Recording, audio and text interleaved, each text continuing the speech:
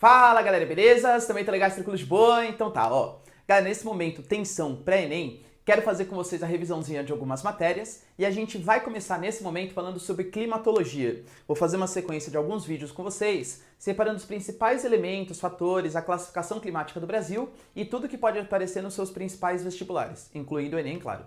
Gostou dessa ideia? Achou interessante? Se você gostou então, além de um canal de atualidades de geopolítica que eu faço aqui, dessas matérias de geografia, afinal também sou um geógrafo, né, professor de geografia, se inscreve no canal, recomenda para um amigo seu essa mega revisão que vai acontecer aqui no canal, deixa seu like, super importante, e é isso aí, belezinha? Galera, é o seguinte, ó, vamos falar então agora de climatologia. Climatologia, para quem não sabe, é um estudo do tempo atmosférico, é o estudo dos padrões de comportamento da atmosfera. É super importante a gente ter a noção que existe uma diferença bem clara entre o que é tempo atmosférico e o que é clima. O tempo nada mais é do que a característica momentânea da atmosfera. Então, quando você está naquele papo de elevador, sabe? Eu falo, nossa, o clima de São Paulo, hein? Meu Deus, o clima de São Paulo é louco, né? 4 estações numa só. Tem que falar o quê? Ó, meu camarada, sinto muito, mas você não está falando do clima de São Paulo. O que está acontecendo nessa mudança é o tempo de São Paulo. Então o tempo, ele está nublado, o tempo está fechado, coisa que o valha. O tempo é um estado momentâneo. Então, por exemplo, você vai ver a previsão do tempo. Você não vê a previsão do clima. Porque imagina se, por exemplo, o moço ou a moça do tempo fosse anunciar, por exemplo, a previsão, fala assim, olha, vamos fazer a previsão do clima hoje. Hoje a previsão do clima em São Paulo é tropical de altitude. Hoje a previsão do clima, sei lá, no Rio Grande do Sul é subtropical. Hoje a previsão do clima é... Percebe, galera? Porque o clima, ele é um padrão de comportamento de tempos. Já o tempo é o estado momentâneo da atmosfera. Para vocês terem uma noção de quanto tempo que a gente leva para considerar um clima a gente tem que levar em consideração 30 anos de observação. Então a gente fica observando durante 30 anos. Se durante esses 30 anos a gente observa uma padronização, a gente classifica aquilo como determinado clima. É bem comum, por exemplo, você ouvir, olha, na minha cidade, sabe o que acontece? Na minha cidade era bem comum chover no verão, mas faz 3 verões que não chove. Tá mudando o clima da minha cidade. Pode falar isso? Ah, professor, pode, né? 3 verões é tempo pra caramba. Tem pra caramba na escala de tempo humana. Mas imagina na evolução climática do nosso planeta. 3 anos de verdade é nada. Pode ser que anomalias climáticas aconteçam e sejam completamente, apesar do nome anomalias, sejam completamente comuns. Então pensa isso na sua cabeça, ó. Clima, 30 anos de observação, tempo, coisas que mudam de momento para momento. Tudo bem? Belezinha? Ok. Toda vez que a gente vai definir um clima, a gente precisa discutir os elementos e os fatores desse clima. A questão dos fatores eu vou deixar para um segundo vídeo, para esse vídeo não ficar muito longo, mas quando eu falo para vocês de elementos climáticos, pensa, ou elementos do tempo também, tanto faz. É tudo aquilo que você utiliza para caracterizar o clima para uma pessoa, ou o tempo atmosférico para uma pessoa. Se você pegar nesse momento, por exemplo, o seu celular e começar a ver, nossa, como vai ser a previsão do tempo para amanhã? O celular vai te informar a temperatura, a umidade, a pressão atmosférica e talvez a chance de precipitação ou não. Esses são os elementos do clima. São as características do clima, as características do tempo. Temperatura, galera, de verdade, eu prefiro deixar mais para o pessoal da física. Vou dar uma breve resumidinha aqui com vocês.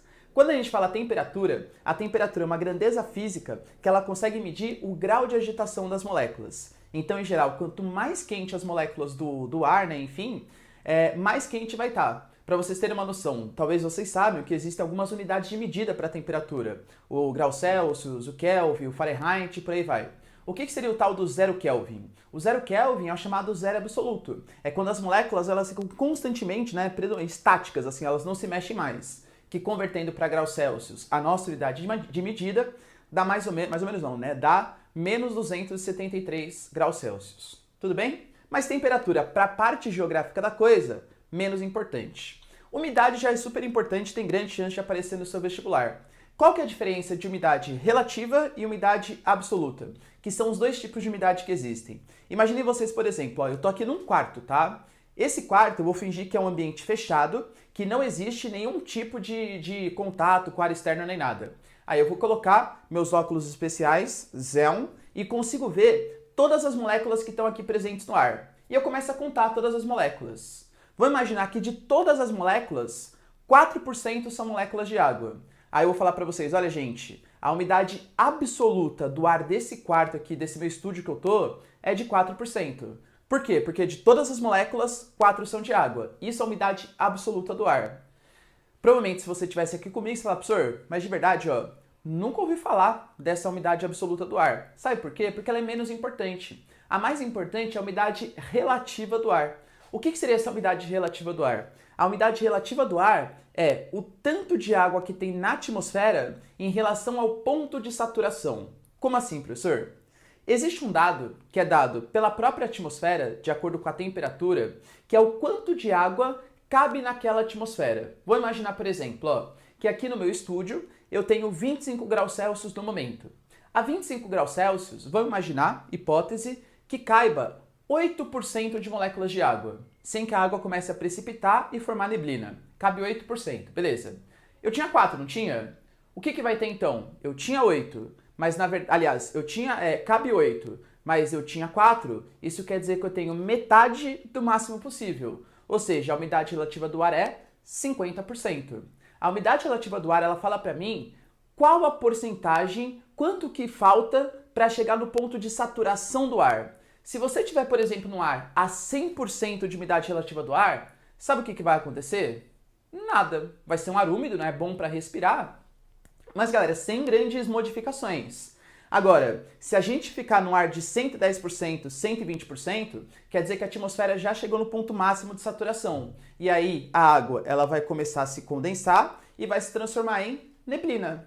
Aliás, galera, vocês sabem o que é neblina? A neblina nada mais é do que água líquida. Aliás, a neblina nada mais é do que nuvem, só que nuvem próximo aqui da gente. Quando a gente está passando por uma neblina, a gente está passando no meio de uma nuvem, percebe? De um ponto de ar, de um ar que chegou no máximo, num ponto de umidade relativa acima de 100%.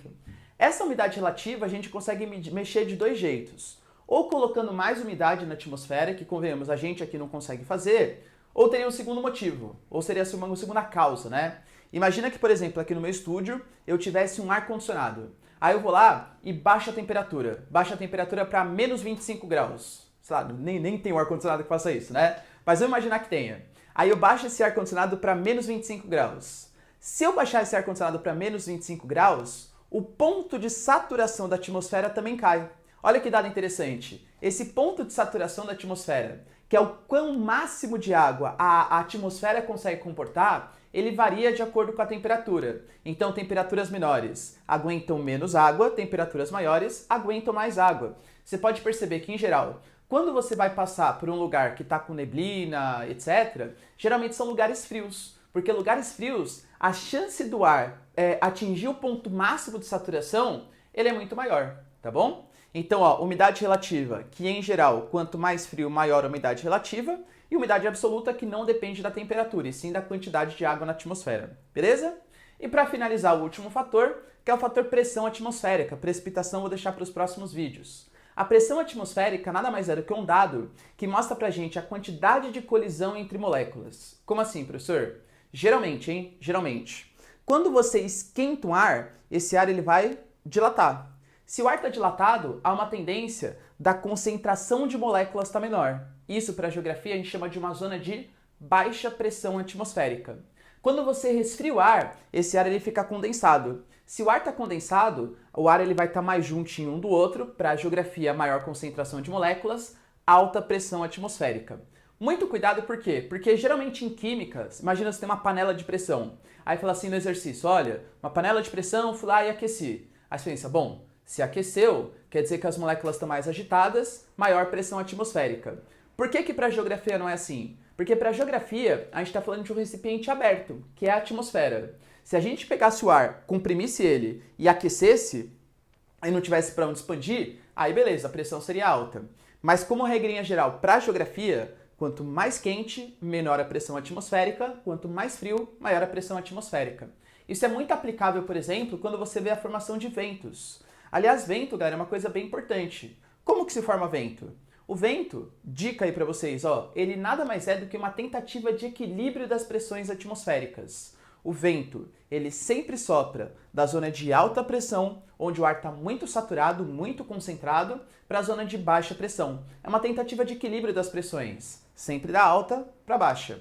Quer ver um exemplo onde isso acontece? Imagina, por exemplo, que você está na praia, de manhã, aquele baita calor, solzão e tal. A areia, ela esquenta muito mais rápido do que o oceano. Então, durante o dia, quando o Sol ele vai aquecendo a areia vai ficando quente e aquece também a atmosfera, formando uma zona de baixa pressão atmosférica. Já o oceano, que tem um calor específico muito maior, ele demora mais para esquentar, então ele vai estar frio no período da manhã. Então, de dia, o oceano mais frio é uma zona de alta pressão, a areia mais quente é uma zona de baixa pressão. O vento, durante o dia, ele sempre sopra do oceano em direção ao continente. Vocês que gostam de empinar pipa, por exemplo, pode reparar que sempre que você vai empinar pipa, você empina pipa olhando para o continente, porque é a direção para onde o vento está soprando. Agora, durante a noite, da mesma maneira que a areia ela esquenta mais rápido, ela também esfria mais rápido. E o oceano, que ficou o dia inteiro aquecendo, agora ainda vai estar quente, enquanto a areia vai estar fria. Então, durante a noite, o processo se inverte. O vento, ele sai do continente em direção ao oceano, porque o continente formado por areia é uma zona de alta pressão, enquanto o oceano formado por oceano, tá quente, né? Claro, formado por água, tá quente, é uma zona de baixa pressão. Então pode perceber, galera, que deslocamento de fluidos, gases, líquidos, etc., eles sempre acontecem pela diferença de pressão. Belezinha, galera? Deu pra entender? Se vocês gostarem, então, ó, já deixa o like, por favor, se inscreve no canal e é isso aí. Até a próxima aulinha, beijos, abraços e tchau!